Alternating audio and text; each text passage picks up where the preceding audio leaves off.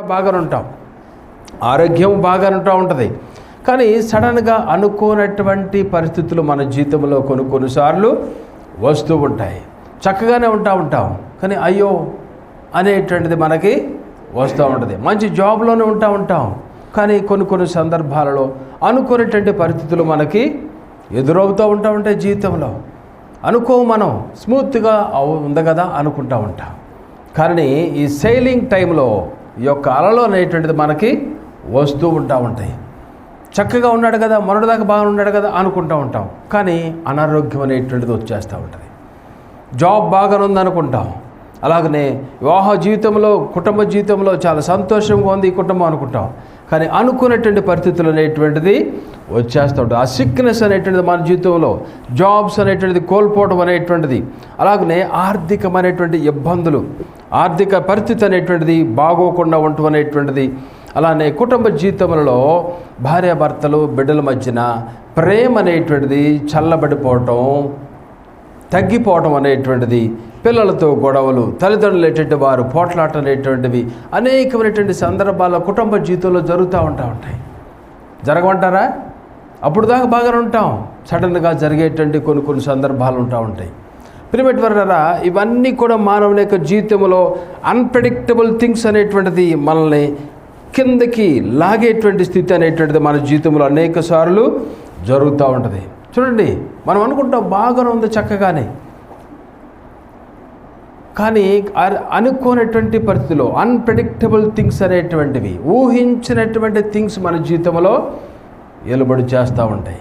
Especially దేవుని బిడ్డలుగా ఉన్నటువంటి మన జీవితంలో కూడా మనం అనుకుంటాం, నేను దేవుని యందు భయభక్తులు కట్టేటి వాడుగా, దేవుని మీద ఆధారపడుతున్నటువంటి వాడుగా నేను ఉన్నాను కదా, ఏంటి నా జీవితంలో ఈ సిక్నెస్, ఏంటి నా జీవితంలో ఈ లాస్, ఏంటి నా జీవితంలో మా పిల్లల విషయంలో ఇలాంటి సమస్య, ఏంటి నా జీవితంలో ఈ కష్టాలు అనేటువంటిది, ఆర్థికంగా ఎంతకాలం నేను ఇలాంటి భారాలు నేను మొయ్యాలి, ఇంకా ఎంతకాలం ఇలాంటి కష్టాలు నేను భరించాలి అనేటువంటిది మన జీవితంలో చాలాసార్లు మనకు వస్తూనే ఉంటాయి. భార్యాభర్తలు మంచి క్రైస్తవ కుటుంబమే, కానీ అసమాధానం అనేటువంటిది ఏర్పాటు చేస్తూ ఉంటుంది. మారు మనసు పొందినటువంటి కుటుంబమే, కానీ అసమాధానం అనేటువంటిది ఉంటుంది. భార్య ఒక పట్ల, భర్త ఒక పక్కన ఉంటాడు. పిల్లలు అనేటువంటి వారు వాళ్ళ ఇష్టం. వీళ్ళిద్దరు ఎప్పుడైతే ఏక మనసుతో ఉండరో, దేవుని హృదయముతో వీరి హృదయం అనేటువంటిది కలపరో, బిడ్డల హృదయము తల్లిదండ్రుల హృదయంతో కలవదు. ఎప్పుడైతే పేరెంట్స్గా తల్లిదండ్రులు దేవునితో వారి యొక్క హృదయాలను కలుపుకుంటారో, ఆటోమేటిక్గా బిడ్డలైనటువంటి వారు తల్లిదండ్రులైనటువంటి వారితో వారి హృదయాలను కలుపుకుంటారు. అలా కాకుండా మనం కనుక వ్యతిరేకమైనటువంటి దిశలో పయనిస్తున్నట్లయితే మన బిడ్డలైనటువంటి వారికి మనం టీచ్ చేయలేము, మనం బోధించలేము. ఎందుకంటే మనలోనే అమాదిరి అనేటువంటిది ఉన్నది. భర్త దేవునికి లోబడాలి, భార్య దేవునికి లోబడాలి. దేవునికి లోబడినప్పుడు కుటుంబంలో సమాధానం అనేటువంటిది ఉంటుంది. బిడ్డలలో తల్లిదండ్రుల మధ్య సమాధానం అనేటువంటిది ఉంటుంది. కానీ ఈ భక్తి చేస్తున్నటువంటి మన జీవితంలో ఇవి కోల్పోతున్నటువంటి వారుగా మనం ఉంటాం. చాలాసార్లు కుటుంబ జీవితంలో జరుగుతూ ఉంటాయి. ఐక్యత అనేటువంటిది ఉన్నట్ల క్రైస్తవ సమాజంలోనే, క్రైస్తవ కుటుంబాల్లోనే ఈ యొక్క చాలా కుటుంబాలలో నేను చూస్తున్నాను ఈ దినాలలో. ప్రియమైనవారు, వివాహం జరుగుతుంది, సమస్యలు వచ్చేస్తున్నాయి. వివాహం జరుగుతున్నది, దేవుని చిత్తములో వివాహం అనేటువంటిది చాలా ముఖ్యము. దేవుని చిత్తములో వివాహం జరగకపోతే కొన్ని సమస్యలు వచ్చేస్తాయి. నేను మరలా చెప్తున్నా, ఇంకా వివాహాలు కానటువంటి వారు చేయవలసింది ఏంటంటే, ప్రభువు మీద మీరు ఆధారపడండి. ప్రభు చిత్తంలో మీరు పనుచి దేవునికి లోబడండి. వివాహం విషయంలో దేవుడు చూపించే వరకు మీరు ఎవరు చెప్పినా దానికి మీరు లోబడొద్దు. దేవుడు చూపించాలి, దేవుడు మీతో మాట్లాడాలి. ఒకసారి, 2 సార్లు, 3 సార్లు టెస్టులు పెట్టండి. గిద్యోను పెట్టాడు టెస్ట్. ఏం పెట్టాడు టెస్ట్? బొచ్చు మీద నీళ్ళు పడాలి, మంచు కురవాలి, తర్వాత దీని మీద కురవకూడదు, దీని మీద కురవాలి. ఇలా మనం చేసినట్లయితే టెస్టులు దేవునికి పెట్టాలి. మనం దేవుడు చూపిస్తాడు, ఎగ్జాక్ట్గా అలా నడిపిస్తాడు. లేకపోయినట్లయితే కుటుంబంలో, ప్రియమైనవారా, క్రైస్తవ కుటుంబాలలో కూడా ఈ దినాలలో చాలా వివాహాలు అవుతున్నాయి, కొన్ని దినాల్లో విడిపోతున్నారు. ఇంతకుముందు ఉన్నటువంటి పరిస్థితులు లేవు. ఇప్పుడు డైవర్స్కి వెళ్ళిపోతున్నారు. కుటుంబాలు కల్లోలం అయిపోతున్నాయి. క్రైస్తవ కుటుంబం యొక్క మర్యాద అనేటువంటిది క్రీస్తు కలిగినటువంటి కుటుంబాలుగా చూపించలేకపోతున్నారు. కాబట్టి దేవుని బిడ్డలుగా యవనస్తులు యవనరాలైనటువంటి వారు ప్రియమైన వారా, మీరు దేవుని యందు భయభక్తులు కలిగినటువంటి వారుగా దేవుని చిత్తంలో ముందుకు నడవండి. అప్పుడు మీకు క్షేమం ఉంటుంది, సంతోషం ఉంటుంది, సమాధానం ఉంటుంది. మీరు లోకస్తుల వలె ఉండరు మీరు. కాబట్టి దీని విషయంలో యవనస్తులు మనం జాగ్రత్తగా ఉండాలి. వివాహాలు అయిన తర్వాతగా అలాగనే జాబ్ చేసేటువంటి మన జీవితంలో ఎందుకు అనుకునేటువంటి పరిస్థితులు, ఎందుకు ఈ యొక్క కష్టాలు, ఎందుకంటే మనం గ్రహించాల్సినటువంటిది ఏంటంటే దేవుడు ఒక మేలు అనేటువంటిది మన కొరకు దాచి ఉంచుతున్నాడు. చాలాసార్లు మనం అనుకుంటాం, నా జీవితంలో ఎందుకు జరుగుతుంది ఇది, నా జీవితంలో ఎందుకు జరుగుతుంది ఇది, క్వశ్చన్ చేసుకునేటువంటి వారుగా ఉండాలి. కానీ దానికి మనము చేయవలసినటువంటిది ఒకటే, దేవుని వాక్యానికి మనం లోబడుతున్నామా లేదా, దేవుని చిత్తమును మనం చేస్తున్నామా లేదా. చాలాసార్లు క్రైస్తవ కుటుంబాల్లో కూడా దేవుని ప్రేమించినటువంటి వారిగా మనం ఉంటాం. దేవుని మనం ప్రేమించాం, దేవుని వెంబడించేటువంటి వారిగా ఉంటాము. కానీ మన జీవితంలో ప్రియమైనటువంటి రెవల్యూషన్లో ప్రకటన గ్రంథంలో చూస్తాం, ఏం చూస్తాం, మొదటి ప్రేమ అనేటువంటిది నీలో లేదు. ఇప్పుడు మొదటి ప్రేమను నువ్వు కోల్పోయినావు. దేవుని మీద నీకు ప్రేమ తగ్గిపోతూ ఉంటుంది. దేవుని సన్నిధిలో నువ్వు ప్రార్థనా జీవితం అనేటువంటిది నీకు ఉండదు. సమయం నువ్వు గడపలేవు, ఏదో చేస్తూ ఉంటావు. ప్రార్థన అనేటువంటిది నీ హృదయాన్ని జాగ్రత్తగా నువ్వు పరీక్ష చేసుకో. నువ్వు ఎక్కడ జారిపోయినావు, ఎక్కడ పడిపోయినావు, ఏ పాపములో ఉన్నావు. పిల్లల దేవుడు కోరుకునేటువంటిది ఏంటంటే బ్రోకెన్ అండ్ కంట్రైట్ స్పిరిట్, విరిగి నలిగినటువంటి హృదయం దేవునికి ఇష్టమైనటువంటి బలి. దేవుడు ప్రభు అది ప్రార్థన చేసుకుంటున్నావా? చేసుకుంటున్నానండి. ఎంతసేపు చేసావు? గంట సేపు చేశానండి. ఏం చేశావు నీ ప్రార్థన? మమ్మల్ని కాపాడు, మా నాన్న కాపాడు, నాకు ఉద్యోగం ఇవ్వు, నాకు పెళ్లి చేయి, నాకు బిడ్డలు చేయి, అది చేయి, ఇది చేయి, ఇది చేయి. ఇదే వర్షంలో ఉంటా ఉంటుంది. బ్రోకెన్ అండ్ కాంట్రాక్ట్ స్పిరిట్ కావాలి. అయ్యో నేను పాపని యెషయా అంటాడు కదా, ఏమంటాడు?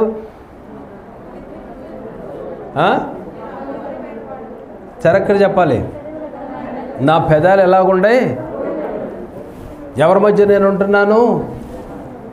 సరే యెషయా ఎలాంటి మాటలు మాట్లాడుతున్నాడు. నా పెదవులు మీరు ముట్టండి ప్రభా. చూసారా, నేను పాపిని ప్రభా. ప్రియమైన ప్రార్థనా జీవితం అనేటువంటిది మనకు కావాలి. మీ కష్టం రానివ్వండి, సమస్య రానివ్వండి, ఇబ్బంది రావండి, మనం గ్రహించాల్సింది ఏంటంటే మన జీవితంలో ఎంతసేపు మనం ప్రార్థన చేస్తున్నావు, ఎంతసేపు నీవు కన్నీరు కారుస్తున్నావు, ఎంతసేపు నీ పాపముల విషయంలో దేవునితో సెటరైట్ చేసుకుంటున్నావు, నీ హృదయాన్ని నువ్వు పరీక్ష చేసుకుంటున్నావు అనేటువంటిది చాలా ముఖ్యమైనటువంటిది. నీ హృదయాన్ని నువ్వు పరీక్ష చేసుకో, జల్లించు. ఎక్కడ జారిపోయినావు, ఎక్కడ పడిపోయినావు, నీ మాటలలో ఎవరిని హర్ట్ చేసినావు. నేను ఒక ఆయనతో మాట్లాడేటప్పుడు ఆయన చెబుతున్నాడు, ఒక చర్చి నుంచి వెళ్ళాడు, ఆర్గనైజేషన్లోనే ఒక చర్చి నుంచి ఒక చర్చికి వెళ్ళాడు. ఆ చర్చిలో వాళ్ళతో చర్చి హెడ్ క్వార్టర్సే పంపించింది ఆయన్ని, నువ్వు వెళ్ళి ఇలాంటి మాటలు మాట్లాడని. అక్కడికి వెళ్ళిన తర్వాత ఒక అతనితో మాట్లాడుతుంటే అతను అంటాడంట, వాళ్ళే చెప్పొచ్చుగా నాకు డైరెక్ట్గా, నువ్వెందుకు వచ్చావు మాట్లాడుతున్నావు నువ్వు మధ్యలో. వయసులో పెద్దాడు ఆయన కంటే. కానీ అతని యొక్క మాటలు ఎలాగుందంటే నొప్పించేటువంటి, మారుమనిషి పొందలేదా? మారుమనిషి పొందాడు, మంచి భక్తి చేస్తున్నాడా, భక్తి చేసినట్టు కనపడుతున్నాడు. కానీ హృదయంలో ఎలాగుంది? ఇతరులను నొప్పించేటువంటి హృదయం, ఇతరులను గాయపరిచేటువంటి హృదయాన్ని గాయపరిచేటువంటి మాటలు. భక్తి చేసేటువంటి మన జీవితంలో ప్రియమైన ఇతరుల యొక్క హృదయం గాయపడుతుందేమో నీ మాటలను బట్టి, నీ ప్రవర్తన బట్టి. మన హృదయాన్ని మనం అలా పరీక్ష చేసుకునేటువంటి వారిగా ఉండాలి. యేసయ్య జీవితాన్ని మనం చూసుకోవాలి. ఆయన పాపము ఉన్నప్పుడు ఖండించినాడు, కానీ ఎంత పాపనైనా ప్రేమించేటువంటి వాడిగా ఉన్నాడు. మన మాటల ద్వారా ఆ పాపం విషయంలో యేసుప్రభు వారు ఖండించినారు, కానీ యేసుప్రభు వారు మనలేటువంటి వారి యొక్క ఆత్మను చూసినారు. వారి విషయంలో వీరు చాలా విలువైనటువంటి వారు, నా స్వరూపంలో చేయబడినారు వీళ్ళు అనేటువంటి రీతిలో యేసయ్య వారిని ప్రేమించేటువంటి వాడిగా ఉన్నాడు. కాబట్టి ప్రియమైన మన జీవితంలో ఈ సమస్యలు వచ్చినప్పుడు మనం చేయవలసినటువంటిది ఏంటంటే మన హృదయాన్ని మనం పరీక్ష చేసుకోవాలి. మన జీవితంలో ప్రార్థనాత్మ ఉన్నదా? దేవునికి ఇచ్చేటువంటి సమయాన్ని మనం దొంగిలిస్తున్నటువంటి వారిగా ఉన్నావా? భక్తి చేసేటువంటి మన జీవితంలో కూడా ప్రియమైన అన్యులతో ఎక్కువ కలిపేస్తూ ఉంటాం మనం. అన్యులైనటువంటి వారితో అలాగనే దేవునికి ప్రయారిటీ ఇవ్వకుండా, దేవునికి ప్రథమ స్థానం ఇవ్వకుండా, రక్త సంబంధీకులు కానీ లోకస్తులేటటువంటి వారు కానీ ఎక్కువ సమయాన్ని ఇచ్చేటటువంటి వారుగా మనం ఉంటాం. ఎవరైతే కొద్దిగా పొజిషన్లో ఉంటారో వాళ్ళతో గడపాలని చూస్తూ ఉంటాం మనం. ఎవరైతే కొద్దిగా ధనవంతులుగా ఉంటారో, ఎవరైతే కొద్దిగా ఉన్నతమైనటువంటి మెట్లో ఉంటారో వాళ్ళతో గడపాలని చూస్తూ ఉంటాం. వాళ్ళ క్రైస్తవులా, దేవుని బిడ్డలా, దేవునికి ఇష్టలుగా బ్రతుకుతున్నారా, ఈ విషయాన్ని మనం చూడం. వారితో గడిపేటటువంటి వారికి ఉంటాం. వారిలో ఉండేటువంటి దయ్యపు ఆత్మ మన మీద అది పనిచేస్తుంది. అప్పుడు నీలో ప్రార్థనాత్మ ఉండదు, నువ్వు ప్రార్థన చెయ్యవు, దేవుని మీద నీ మనసు వెళ్ళదో, లోకం మీదకి వెళ్తూ ఉంటుంది. వాళ్ళు ఇచ్చేటువంటి ఐడియాస్ వ్యాపారం మీద, లేదంటే ధనం మీద, లేదంటే అభివృద్ధి మీద. యేసుప్రభు వారి యొక్క వాక్యములో, యేసుప్రభు వారి యొక్క ప్రసంగాలలో ఎప్పుడు కూడా యేసుప్రభు వారు ప్రాస్పెరిటీ గురించి ఎక్కడ మాట్లాడలేరు. ఆయన యొక్క బోధలో ఎప్పుడు you never find that he preached on prosperity gospel. He never preached on prosperity. ఎన్నడూ ఆయన ప్రీచ్ చేయలేదు ఆయన ప్రసంగాలలో. ప్రియమైన మనం దాని మీద మన మనసు వెళ్ళేటట్టు వారిగా మనము ఉండకూడదు. దేవుని యొక్క వాక్యానికి మనం లోబడుతున్నామా, ఇది మనం గ్రహించాలి. దేవుడు మాట్లాడుతున్నప్పుడు మనం గ్రహించాం. ఒక వ్యక్తి మాట్లాడుతున్నాడులే అనుకుంటా ఉంటాం. ఆ వ్యక్తిని మనం చూస్తాం, దేవుని మాటగా దాన్ని మనం తీసుకునేటట్టు వారికి ఉంటాం. అందుకనే మన జీవితంలో ప్రియమైన లోబడనేటువంటి మనసు కలిగినటువంటి వారిగానే ఉంటాం. లోబడేటువంటి మనసు అనేటువంటిది చాలా ముఖ్యమైనటువంటిది. దేవుని యొక్క వాక్యానికి, ఆయన యొక్క కట్టడలకు మనం విధేయత చూపించేటటువంటి వారిగా మనము ఉండాలి. అలాగనే మన జీవితంలో ఉండేటువంటిది ఏంటంటే కొన్నిసార్లు లోబడేటువంటి విషయంలో, ప్రార్థనా జీవితంలో, భక్తి చేసేటువంటి విషయంలో సోమరితనం కలిగినటువంటి వారిగా ఉంటాం. సోమరితనం ఉంటుంది. చేద్దాంలే, నువ్వు చెయ్యి, నేను చేసుకుంటాలే అంటారు చాలామంది. కాసేపు రండి ప్రార్థన చేద్దాం అంటే నువ్వు చేసుకో, తర్వాత నేను చేస్తాను. ప్రార్థన చేసేటప్పుడు కూడా ప్రిపేట్ గమనించండి. భార్యాభర్తలు ప్రార్థన చేసేటప్పుడు నువ్వు అరగంట చేసావనుకో, ఆయన ఈలోపు నిద్రపోతాడు. నువ్వు అరగంట చేస్తే ఆయన నిద్రపోతాడు, లేదా మనసు ఎక్కడో వ్యవహారంకి వెళ్ళిపోద్ది. ఓ పావు గంట 10 నిమిషాలు నువ్వు చేయి, మళ్ళీ ఆయనకు ఛాన్స్, మళ్ళీ నువ్వు 10 నిమిషాలు చేయి, అలా బాగుంటుంది. మనం ఏం చేస్తామంటే ప్రార్థనలో ఏక మనసు ఉండదు, దేవునితో మన మనసు కలవదు. కాబట్టి మనలో ఏక మనసు అనేటువంటిది ఉండటం లేదు. అందుకని దేవుని కార్యాలు జరగట్లే మన జీవితంలో. ప్రియమైన ఒకవేళ మన జీవితంలో నెగిటివ్స్ అనేటువంటిది జరిగినప్పుడు మనం అర్థం చేసుకోవాల్సింది ఏంటంటే, దేవుడు ఏదో మన కొరకు ఇవన్నీ కూడా మనం చేసినప్పుడు వాక్యానికి లోబడి హృదయాన్ని శుద్ధీకరించుకొని విరిగిన హృదయం కలిగేటట్టు వారిగా మనం అడుగులు వేస్తూ ప్రార్థనా జీవితం కలిగేటట్టు వారిగా ఉంటూ కూడా మన జీవితంలో నెగిటివ్స్ అనేటువంటిది జరిగినప్పుడు మనం దేవుని మీద కోపగించుకునేటట్టు వారిగా, ప్రార్థనా జీవితంలో తగ్గేటట్టు వారిగా, చర్చికి రారు కొంతమంది, దేవుని దగ్గరికి రావడం ఇష్టం ఉండదు కొంతమందికి, ఆబ్సెంట్ అయిపోతూ ఉంటారు. ఏం చేశాడు దేవుడు నాకు? ప్రతి ఆదివారం గుడికి వెళ్తున్నా కదా, చందాలు ఇస్తున్నాను కదా, ప్రార్థన చేస్తున్నాను కదా, హృదయాన్ని కడుక్కుంటున్నాను కదా, అయినా సరే ఇదేంటి నాకు అనుకుంటూ ఉంటాం. పిరమిడ్ వల్ల మనం గ్రహించాల్సింది ఏంటంటే, దేవుడు మన జీవితంలో ఎందుకు ఇది జరుగుతున్నాయి అంటే కొన్నిసార్లు ఓవరాల్గా మనం చూస్తే భక్తి జీవితం లేకపోయినప్పుడు ఇలాంటివి కొన్ని నెగిటివ్స్ అనేటువంటివి జరుగుతూ ఉంటాయి. నెంబర్ 2 ఏంటంటే మనం గ్రహించాల్సినటువంటిది, ఒకవేళ మనం నమ్మకస్తులుగా ఉండి కూడా ఈ నెగిటివ్ అనేటువంటి జరుగుతున్నప్పుడు దేవుడు ఏదో ఒక మేలు మన కొరకు దాచిపెట్టాడు అనేటువంటి విశ్వాసంతో మనం అడుగులు వేసేవారిగా ఉండాలి. Something God is going to do even though we're up to the mark, but still why these things are happening, no problem, God is on our side. ఇలాంటి జరిగినా సరే దేవుడు మన పక్షాన ఉంటాడు. So let us be faithful until our death. మనం చనిపోయేంత వరకు నమ్మకస్తులుగా ఉందాం అనేటువంటి రీతిలో మనం ఉండాలి. యోబు ఏం చేసినాడు? ఎన్ని కష్టాలు వచ్చినాయి యోబుకి, ఉన్నదంతా కూడా లాస్ అయిపోయినాడు. కానీ ద నెగిటివ్ సైడ్, ఆ నెగిటివ్ సైడ్ చూడాల యోబు. ఏం చూసినాడు? పాజిటివ్ సైడ్ చూసినాడు. మేలు అనుభవించుతామా?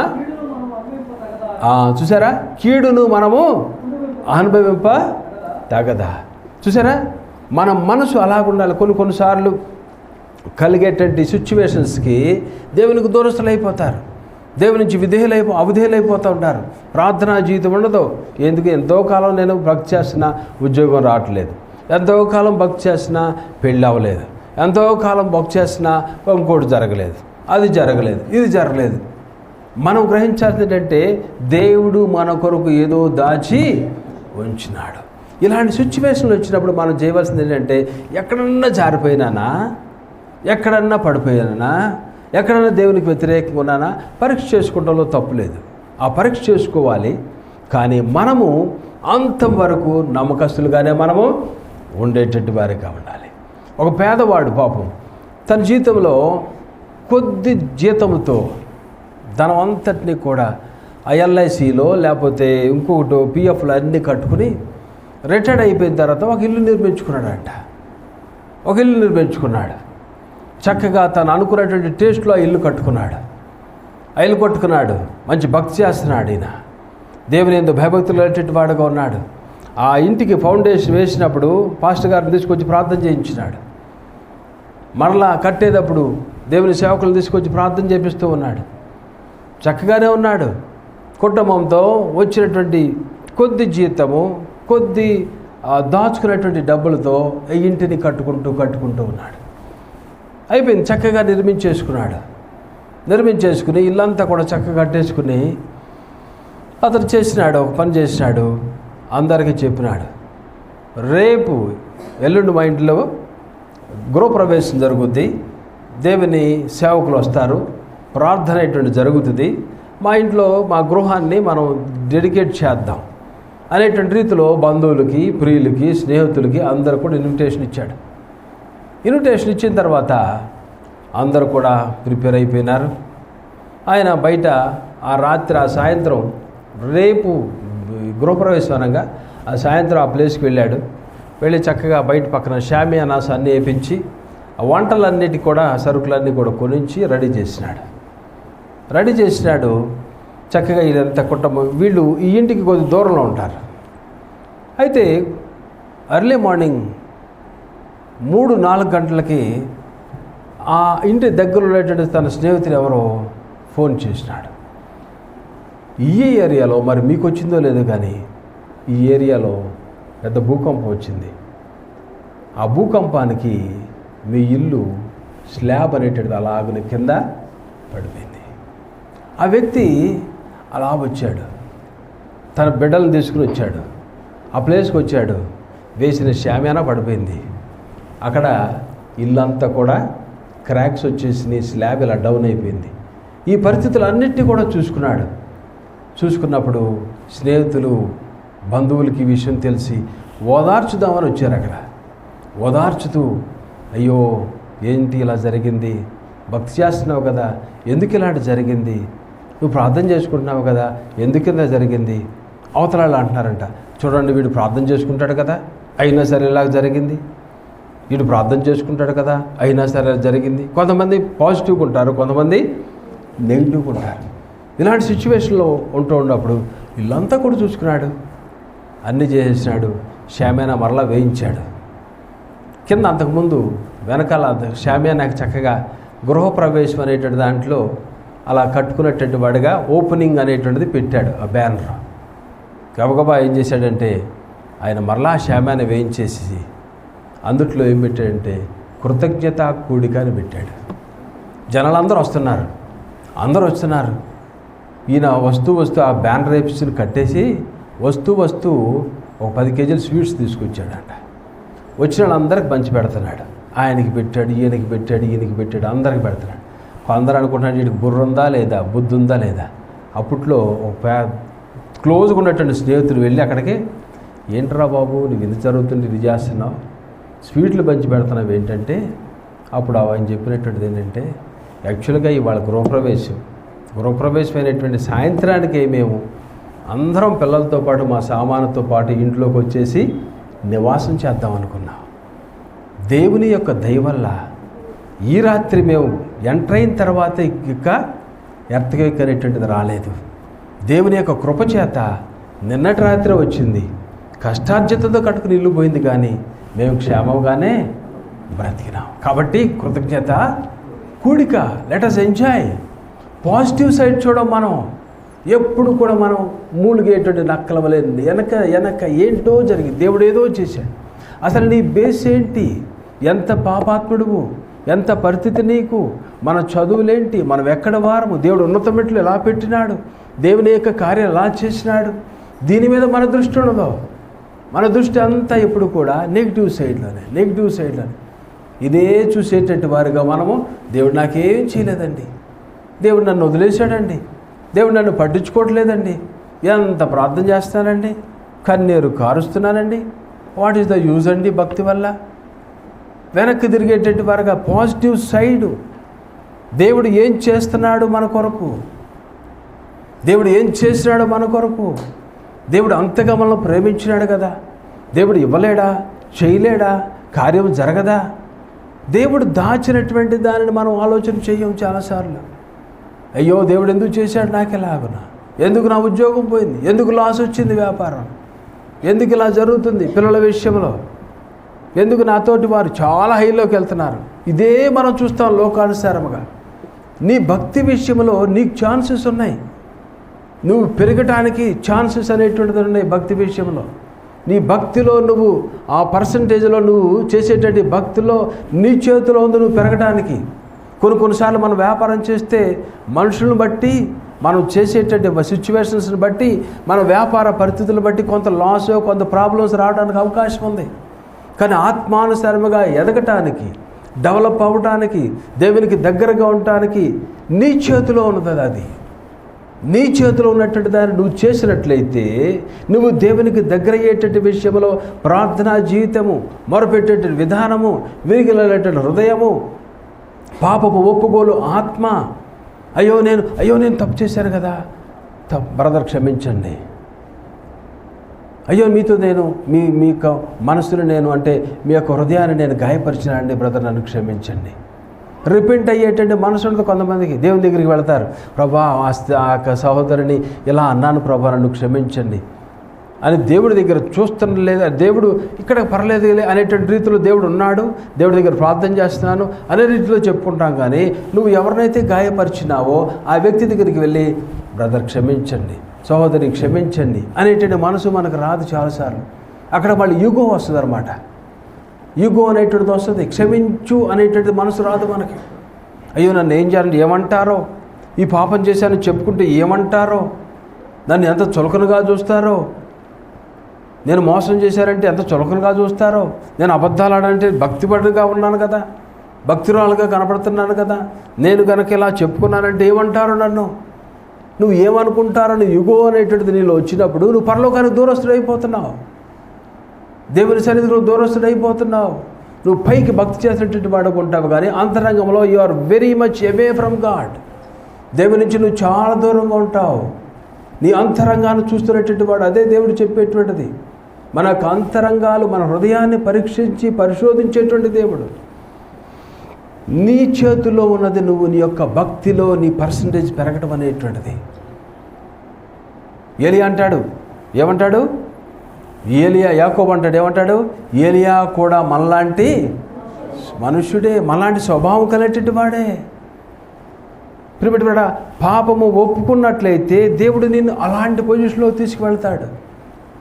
కాబట్టి మన జీవితంలో ఎల్లప్పుడూ కూడా మనం పాజిటివ్ సైడ్లో చూడకుండా నెగిటివ్ సైడ్లో చూసి దేవునికి దూరస్తులయ్యేటట్టు వారిగా మనము ఉంటాం. మన హృదయాన్ని మనం సరి చేసుకోవాలి. ప్రియమైన భక్తి చేసే వారిలో నీ ప్రార్థనా జీవితం ఎలాగున్నది చాలా ముఖ్యం. నేను చాలాసార్లు చెప్తున్నా, మీ ప్రార్థనా జీవితం, నా ప్రార్థనా జీవితం మనం కాపాడుకునేటట్టు వారికి ఉండాలి. కాపాడుకునేటట్టు వారు కొంతమందికి యుగో అనేటువంటిదంట, అది నేను మొన్న ఎక్కడ విన్నా. యుగో అనేటువంటిది ఏంటంటే, ఆ గర్వం అనేటువంటిది ఏంటంటే, we cannot even Neel down in the presence of God అంట. దేవుని సన్నిధికి వెళ్ళి మనం మోకాళ్ళ వేయటము కూడా మనము గర్వంగా ఫీల్ అవుతూ ఉంటాం. అది కూడా తగ్గించుకునేటువంటి స్వభావంలో ఒకటి. దేవుని సన్నిధికి వెళ్ళి మనం నీల్ డౌన్ చెయ్యం, మోకరించేటువంటి మనసు మనకు రాదు. దేవుని సేవకుల దగ్గర వెళ్ళి ప్రార్థన చేయాలనుకున్నప్పుడు, ప్రార్థన చేయించుకున్నప్పుడు కొంతమంది ఇలాగనే చేయించుకుంటూ ఉంటారు. ఏమైంది నీకు మోకాళ్ళ దండ అయితే, ఏమైంది నీకు మంచిదే కదా, ఎక్సర్సైజ్ చేయమంటే ఏం చేస్తావు నువ్వు? పొద్దున్నే వెళతావు, గంట సేపు కూర్చోమంటారు, ఆసనాలు ఆయాసాలు అంటారు. అది వేస్తే ఏం చేస్తావు? పొట్టను పైకి పెట్టమంటే పెడతావు, పొట్టను కింద దించమంటే దించుతావు. ఎన్ని చేయమన్నా చేస్తావు. ప్రభు సన్నిధికి వెళ్ళి నువ్వు పొద్దున్నే లేచి దేవుని సన్నిధిలో మోకరించడం మనకు రాదు. ఫీల్ అవుతూ ఉంటాం కొన్నిసార్లు. మోకాళ్ళ దండ వెయిట్, మోకాళ్ళలో దేవుని సన్నిధిలో కూర్చోము, మంచం మీద కూర్చుని ప్రార్థన చేస్తూ ఉంటాం మనం. సోమరితనం అనేటువంటిది. ఉదయాన్నే లేగం, మనం ప్రభు సన్నిధికి వెళ్ళాం. వాట్ కైండ్ ఆఫ్ భక్తి that we are doing these days treatment వల్లరా? నీ జీవితంలో దేవుని కార్యాలు జరగాలంటే, నువ్వు దేవునికి ఇష్టడుగా ఉండాలంటే, దేవుడి చేతిలో నువ్వు వాడబడాలంటే, నువ్వు ఆయన చేతిలో ఒక సాధనం వల్లే ఉండాలంటే, నీ మాటల ద్వారా ఇతరులు దేవుని వైపు తిరగాలంటే నీ మోకాళ్ళ జీవితం అనేటువంటిది ముఖ్యము. నీ బ్రోకెన్ అండ్ కాంట్రాక్ట్ స్పిరిట్ అనేటువంటిది ముఖ్యము. హృదయాన్ని నువ్వు నలగొట్టుకోవాలి, విరగొట్టుకోవాలి. నీ పాప జీవితం ఎక్కడున్నది? పిలిపెట్టుకున్న దేవుడు వాడుకున్నటువంటి వ్యక్తులు చూస్తే ఎవరు కూడా సూపర్ స్టార్లు ఎవరు లేరు. అందరూ కూడా చాలా చాలా చాలా చాలా చిన్నవారు, తప్పిదాలు చేసినటువంటి వారు. కానీ దేవుడు వారిని ఆకాశంలో నక్షత్రాల వల్లే దేవుడు వారిని పెట్టినాడు. వారిని దేవుడు వాడుకున్నాడు. 12 మందిని దేవుడు ఎంత ఉన్నతమైన సిచ్యువేషన్ ఇచ్చినాడు వారికి. దేవుడు ఎలా పాములైనటువంటి వారిని దేవుడు ఎలా వాడుకున్నాడు. కేవలము వారి యొక్క విధేయత, లోబడేటువంటి మనసు. ప్రిమిటివరట మన జీవితంలో అది చాలా ముఖ్యమైనటువంటిది. దేవుని యందు మనం విశ్వాసం ఉంచి దేవునికి లోబడేటట్టు వారిగా. ఈ సిచ్యువేషన్స్ అనేటువంటిది మీరు పక్కన పెట్టండి. ప్రార్థనా జీవితము, వాక్య ధ్యానము, లోబడటము, తగ్గించుకుంటాము, విరిగిన హృదయము, గర్వం ఉండకూడదు. సహోదరులారా, తగ్గించుకునేటువంటి మనసు మనకు కావాలి, లోబడేటువంటి మనసు మనకు కావాలి. గర్వం అనేటువంటిది పరీక్ష చేసుకో. ఎక్కడైనా నీ జీవితంలో బయటికి కనపడపోవచ్చు, నీ హృదయంలో గర్వం ఉంటుంది. దాన్ని ఉన్నట్లయితే దేవుని దగ్గరికి వెళ్ళి ఒప్పుకో. స్వభావాన్ని నువ్వు మార్చుకో. ఎవరిదైతే నువ్వు మాట్లాడలేదో వాళ్ళతో నువ్వు మాట్లాడతాం బిగించి. నేను నిన్న సాయంత్రం ఒక ప్లేస్కి వెళ్ళి నిన్నగా కొన్ని రోజుల క్రితం ఒక ప్లేస్కి వెళితే నలుగురు కూర్చుంటే ఒక వ్యక్తి 2 మాటలు బాగా వింటున్నాడు. రెస్పాండ్ అవుతున్నాడు, మాట్లాడుతున్నాడు, రెస్పాండ్ అవుతున్నాడు. 3వ వ్యక్తి ఉన్నాడు, అతను మాట్లాడుతున్నాడు కానీ రెస్పాండ్ అవ్వట్లేదు. అతనితో మాట్లాడతాడు. ఏంటి కారణం అంటే అతని యొక్క పరిస్థితిని బట్టి, అతని యొక్క సిచ్యువేషన్ బట్టి ఇతను మాట్లాడుతున్నటువంటి వాడిగా లేడు. అంటే మనుషులు చూసేటువంటిది ఆ రీతిలో చూస్తూ ఉంటారు. అంటే అతనిలో ఒక రకమైనటువంటి గర్వం. నేను పెద్దవాడిని కదా, నేను ఇతనితో ఎందుకు మాట్లాడాలి? గర్వం అనేటువంటిది. కొన్నిసార్లు మనం దేవుని సేవకులు మాట్లాడుతున్నప్పుడు మనం దాన్ని రిసీవ్ చేసుకుంటూ మనకిష్టం ఉండదు. నా గురించే చెబుతున్నాడు, ఈయన చెప్పిందే చెబుతున్నాడు, పాపం గురించి చెబుతున్నాడు, మోసం గురించి చెబుతున్నాడు, వ్యభిచారం గురించి చెబుతున్నాడు, లోబడతం అనేటువంటి దాని గురించి చెబుతున్నాడు. రెక్లెస్నెస్ అనేటువంటిది వస్తూ ఉంటుంది ప్రిమిటివేడ. అదంతా కూడా గర్వమే. తగ్గించుకోవాలి. యేసు ప్రభువారు ఏం చేసినారు? తగ్గించుకున్నాడు, దీనుడిగా వచ్చినారు. మన జీవితంలో ప్రిమిటివేడ దేవుని యొక్క కార్యములు మన జీవితంలో జరగాలంటే దావీదు ఏం చేసినాడు? నాతాను ప్రవక్త వచ్చినాడు. ఏం చెప్పినాడు?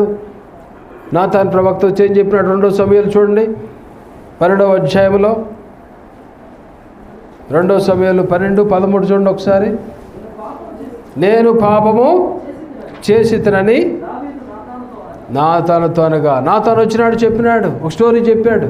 ఏమిటా స్టోరీ చెప్పండి ఒకసారి, చదవండి.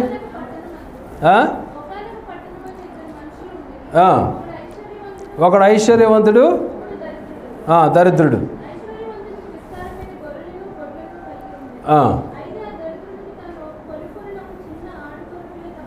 ఆడ గొర్రె పిల్ల తప్ప ఏది కూడా లేకపోయిను.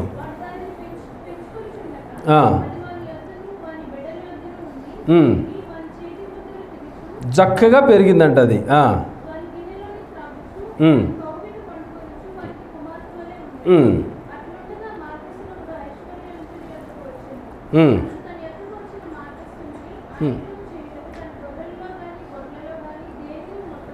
దేనిని ముట్టనోళ్ళక ఆ దరిద్రుని గొర్రె పిల్లను.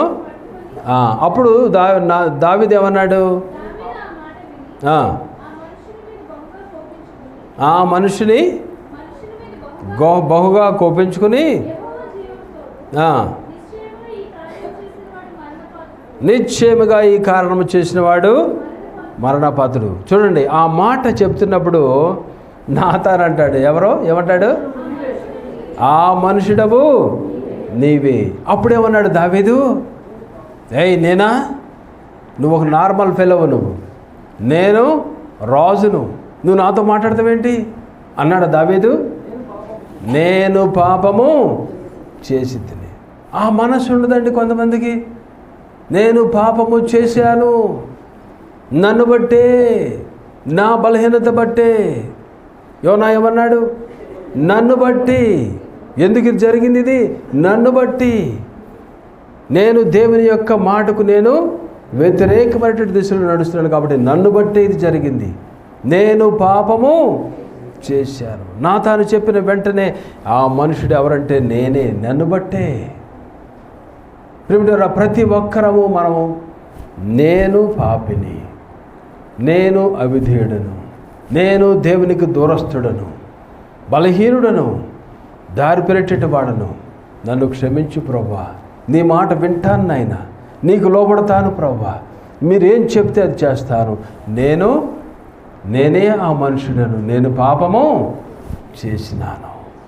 నాతాను చెప్పినప్పుడు దావీదు అనేటువంటి రాజు అనేటువంటి దావీదు ఏం చేసినాడు?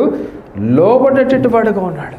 మన జీవితంలో ప్రియమైన ఆ లోబడేటువంటి మనసు అనేటువంటిది చాలా ముఖ్యమైనటువంటిది. లోబడం మనం గర్వం అనేటువంటిది ఎప్పుడు కూడా నిన్ను బట్టే ఈ సమస్య అంటాం మనం. ఇతరులని చులకనగా దొరికేది ఎవరో? భార్య దొరుకుద్ది, లేకపోతే భర్త దొరుకుతాడు, లేకపోతే బిడ్డలేటువంటి వారు. మనం చేయవలసినటువంటిది ఏంటి?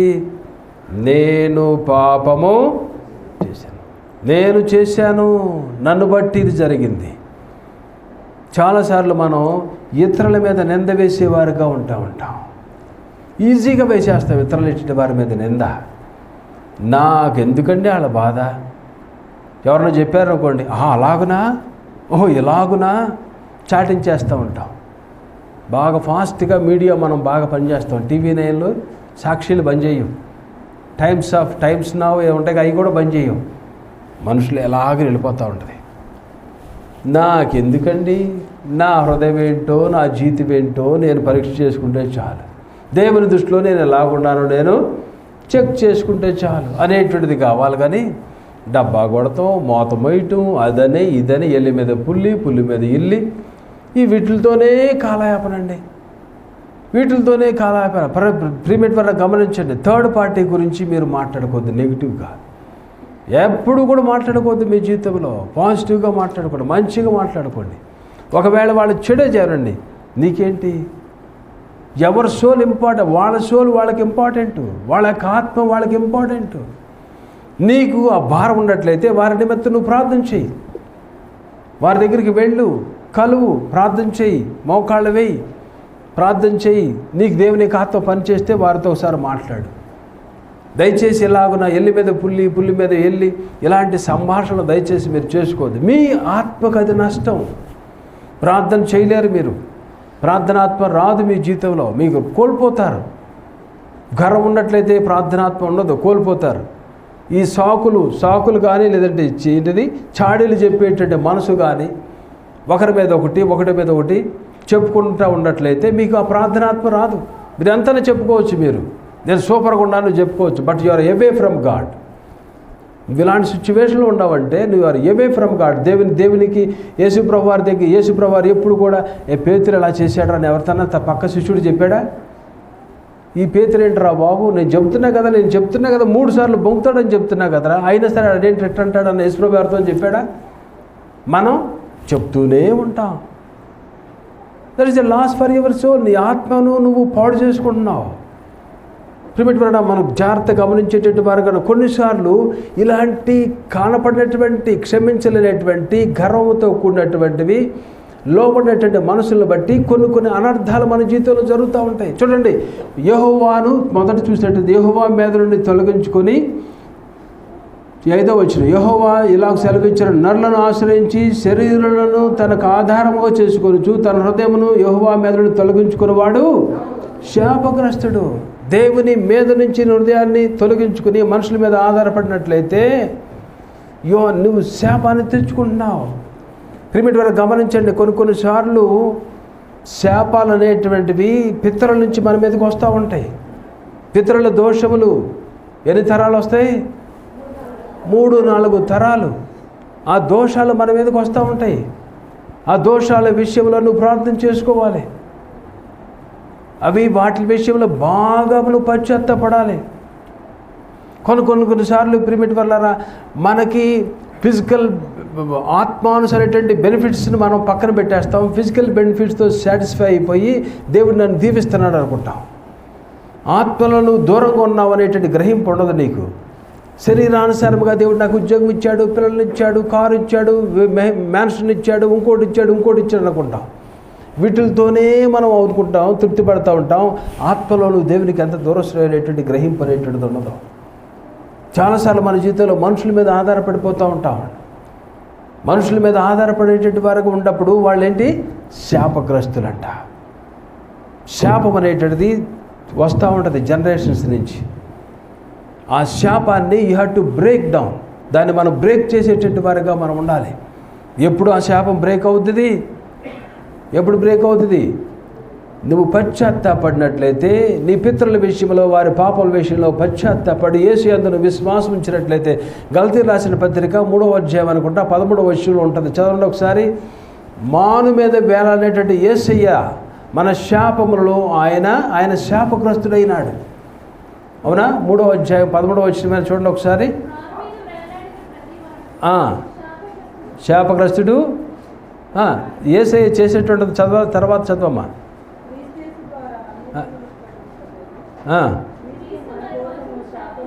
క్రీస్తు మన కొరకు శాపమై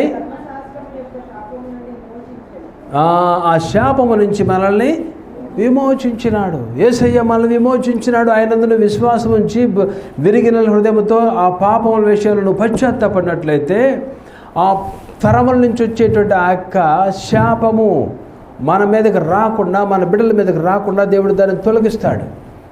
మనం చాలామంది మన జీవితంలో మన పితరులైనటువంటి వారు, తల్లిదండ్రులు, తాతలు, ముత్తాతలు అన్యులుగా ఉండేటువంటి వారుగా ఉన్నారు. అదే కాదు, వాళ్ళ జీవితం ఎలాంటి జీవితం అని తెలియదు. మీ తాతగారు, మీ అమ్మమ్మ గారు, మీ నాయనమ్మ గారు, మీ తాతగారు, ఆ ముందున్నటువంటి తరాల వాళ్ళు ఎలాంటి జీవితం జీవించారో నీకు తెలియదు, నాకు తెలియదు.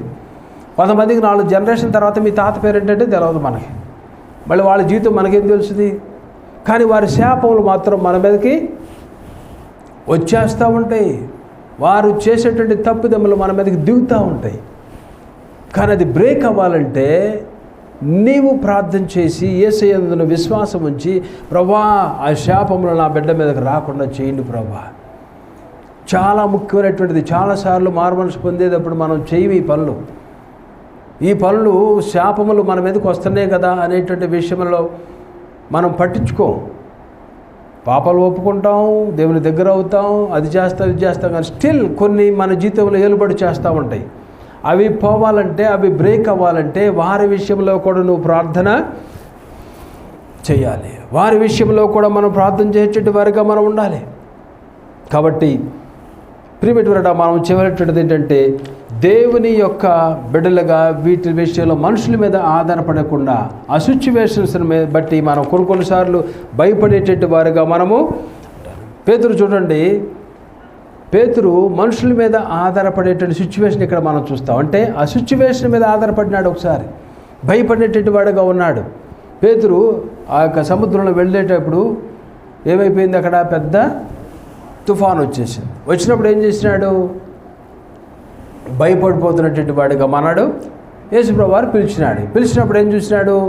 యేసయ్యను చూడకుండా సముద్రాన్ని చూసినాడు. ఒక విధంగా సముద్రంలో మధ్యలోకి మనం వెళ్ళి ఇలా చూసామంటే అంతే. మీకేమో కానీ నాకు మాత్రం కొట్టేసుకుంటుంది. మన దగ్గర ఒక బుడ్డాళ్ళు ఉండేవాళ్ళు ఇక్కడ. వాళ్ళిద్దరు పేరేంటి? మంగళూరు నుంచి 2 ఉండేవాళ్ళు. అదేంటి జైసన్ జాక్సన్. వాళ్ళ డాడీ ఒక బోటు కొన్నాడు. ఆయన దుబాయ్లో ఉంటా ఫిషింగ్ బోటు కొన్నాడు. వీళ్ళిద్దరు కలిసి ఒకడు బయలుదేరారంట. కొంతమంది ఎంప్లాయీస్ కలిసి బయలుదేరారు ఫిషింగ్కి వెళ్దామని. కొద్ది దూరం కొన్ని 1 కిలోమీటర్ లోనకి వెళ్ళేపాటికంటే వాడికి తిప్పడం బిగించేసిందంట, వాంతులు రావడం లాగా వచ్చేసింది. అంటే సీ సిక్నెస్ వచ్చేస్తుంది కదా, అది స్టార్ట్ అయింది. ఇక ఆ బాధ భరించలేక ఆడేంది అక్కడ దాకా వెళ్ళిపోయి ఆ చుట్టూతో కూడా ఎక్కడ చూసినా నీళ్లు, ఎక్కడ ఏమీ కనపడతలా.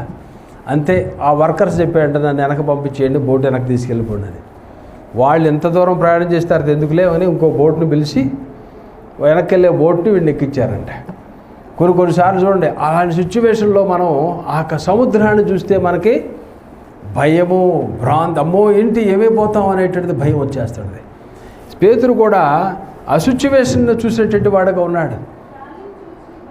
భయపడి మునిగిపోతున్నాడు, మునిగిపోతున్నాడు. యేసయ్యను చూడలేమన్నాడు, చూసినాడు కానీ గాలిని చూసినాడు, సముద్రం చూసినాడు, భయపడిపోతున్నట్టు వాడుకున్నాడు. మనకు వచ్చేటువంటి సిచ్యువేషన్స్ని, మనకున్నటువంటి సమస్యను, వాటిని బట్టి మనం కొన్నిసార్లు మనుషుల మీద డిపెండ్ అవుతాం. కొన్నిసార్లు మనకు ఆ సిచ్యువేషన్నే చూసి మనం భయభ్రాంతులైపోయి అందులో మునిగిపోయేటువంటి వారిగా మనం. కానీ యేసు వైపు చూడు, నీ భారమంతా తీరు. యేసు వైపు చూడు, నీ భారమంతా తీరు. పడండి ఒకసారి. తీరానికి చేరు, ఎంత దూరమైనా, అది ఎంత భారమైనా, ఎంత దూరమైనా, అది ఎంత భారమైనా, యేసు వైపు చూడు, నీ భారమంత తీరు.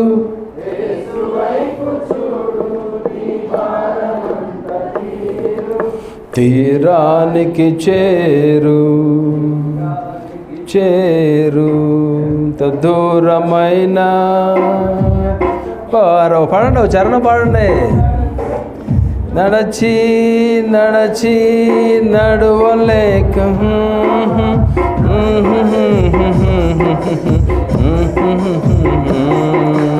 నడచి నడచి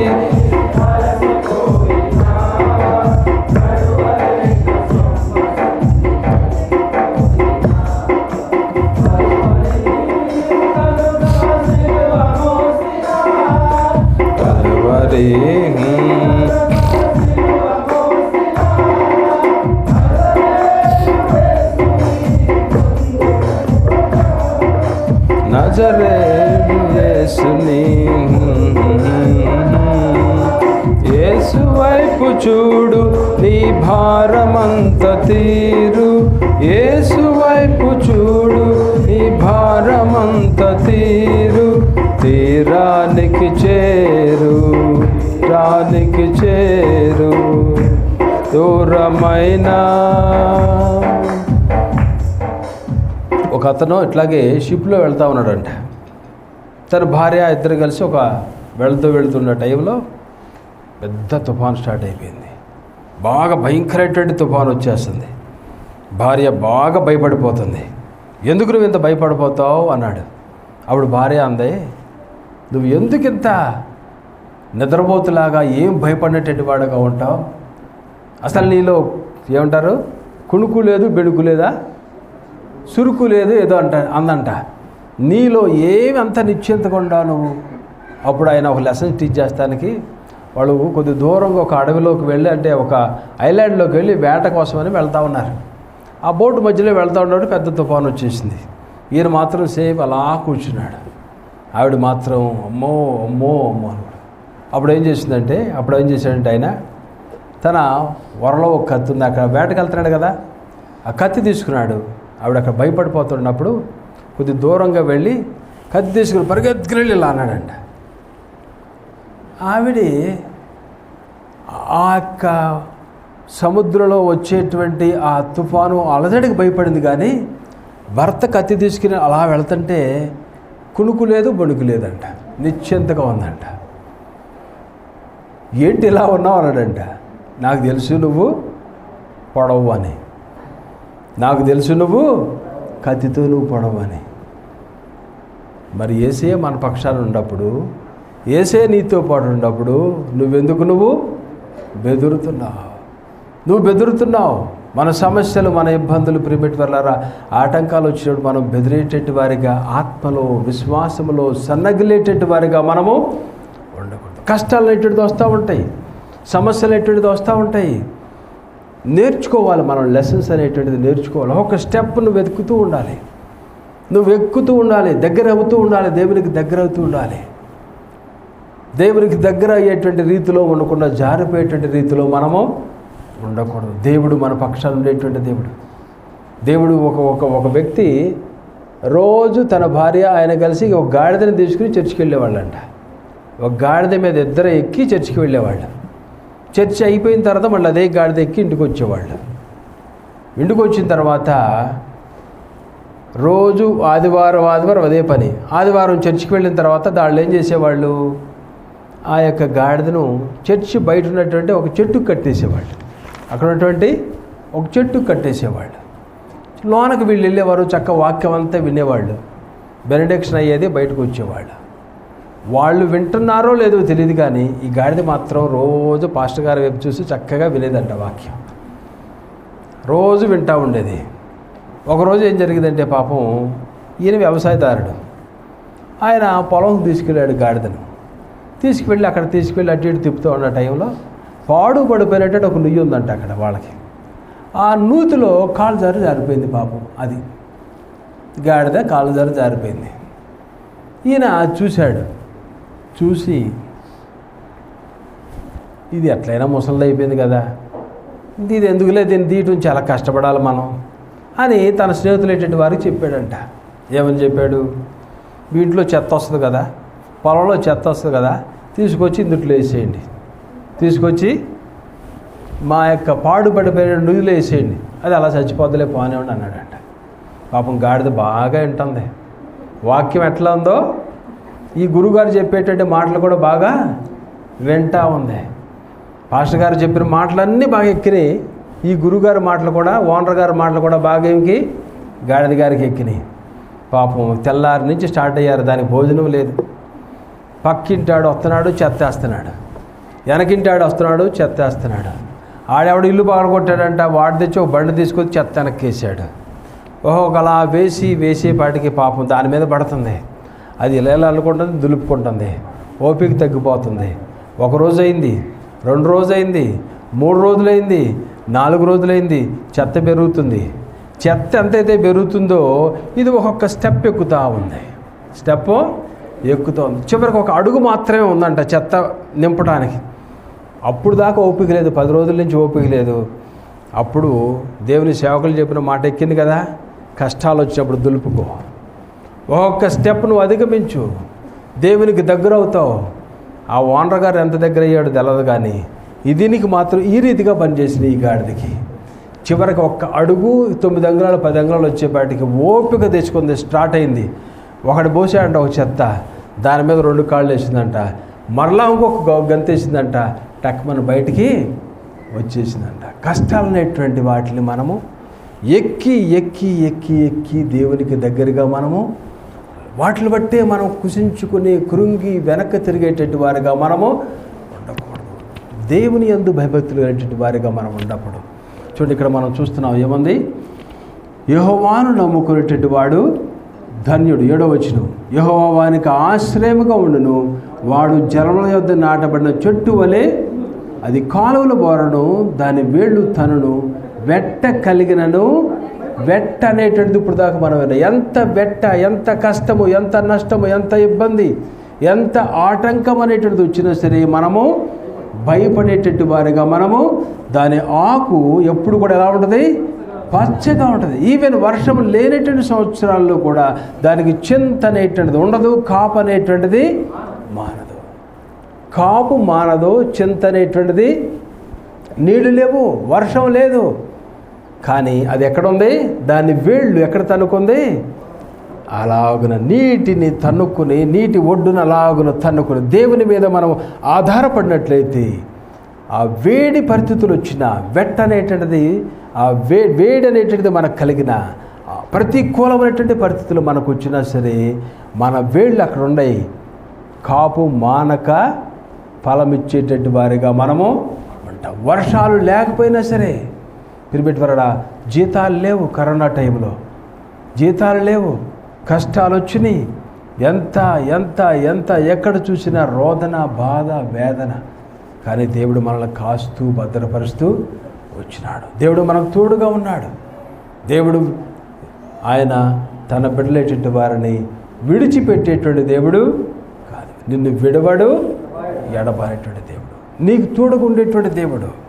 నీ సమస్య, నీ కష్టాలు, నీ ఇష్టం, నీ ఇబ్బందులు, ఆటంకాలలో నువ్వు దేవునికి దూరం అవ్వద్దు. నువ్వు చేయవలసింది ఏంటంటే, ఇలాంటి పరిస్థితులు వస్తూ ఉంటాయి, ఆ టైంలో నువ్వు దేవునికి దగ్గర అవ్వాలి. కష్టం వచ్చినప్పుడు ఒక మెట్టెక్కు, ప్రార్థన చేయి, పశ్చాత్తాపడు, విరిగిన హృదయంతో ఎక్కడ జారిపోయినా కడుక్కో. ప్రభు దగ్గరికి వెళ్ళి మనుషులతో సెట్ చేసుకొని హృదయాన్ని ప్రభు దగ్గరికి వెళ్ళు. అయ్యా, నేను నీకు దూరంగా ఉన్నాను ప్రభా, నేను అనుకున్నట్టు మాటలు అన్నాను నాయన మిమ్మల్ని అని నీ సహోదరుడు, నీకు విశ్వాసి, నీ తోటి సహోదరి, బంధువులు, ప్రియులు ఎవరినైతే నువ్వు అన్నావో, ఎవరినైతే నువ్వు వెనకాలగా సూటిపడి మాటలు మాట్లాడినావో వాటి విషయం ప్రతీది కూడా లెక్క ప్రిపెట్టి మనం అనుకోవచ్చు. దేవుని దగ్గర ప్రతీది నువ్వు చేసేటువంటి మంచి, నువ్వు చేసేటువంటి చెడు, ఎవ్రీథింగ్ ఈజ్ అకౌంటబుల్. కొన్నిసార్లు మన భక్తిలో మనం అనుకుంటాం, ఏమో పర్లేదు, ప్రభు దగ్గరికి వెళ్ళి క్షమించు. క్షమిస్తాడు. అట్ ద సేమ్ టైం జక్కయ్య ఏం చేసినాడు? అందరి ముందు చెప్పినాడు. ఏం చెప్పాడు? ఎవరి యొద్ద నేను